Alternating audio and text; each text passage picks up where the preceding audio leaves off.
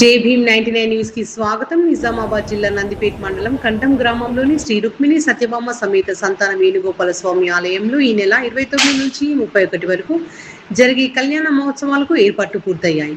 3 రోజుల పాటు విశేష పూజలు, కళ్యాణోత్సవం, వాహన సేవలు, భగవద్గీత యజ్ఞం, అన్నదాన కార్యక్రమాలు నిర్వహించనున్నారు. 6 శతాబ్దాల చరిత్ర కలిగిన ఈ ఆలయ ఉత్సవాలకు భారీ సంఖ్యలో భక్తులు హాజరు కానున్నారు.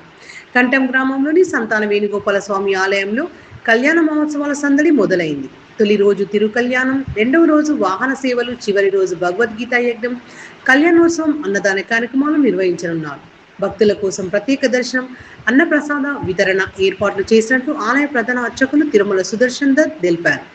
గ్రామస్తులు, భక్తులు ఉత్సవాలను విజయవంతం చేయాలని నిర్వాహకులు కోరారు.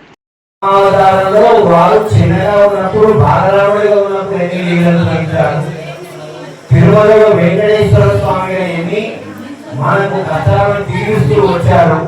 శ్రీరంగంలో ఉండేటువంటి రంగనాథుని రూపంలో ఎట్లా వేయించేశారు. 108 దివ్యదేశాలలో ఒక్కొక్క రూపంలో వచ్చి దశావతారాలకి వారి యొక్క లీలలని మనకు కనిపింపజేసి వారి పట్ల భక్తిని పెంపొందింపజేసేటువంటి పాశురాలు, పాటలు పాడి నమ్మాళ్ళు వారు పెరుమాళ్లకు భగవంతుడికి అత్యంత ప్రీతిపాత్రుడయ్యాడనమాట. అందుకని నా ఆళ్వారి భగవంతుడు నా ఆళ్వారు అని అన్నారు. ఆమె యొక్క దేహం భగవంతుడైతే వారి హృదయం నమ్మాళ్వారు. వారు 16 సంవత్సరాల తర్వాత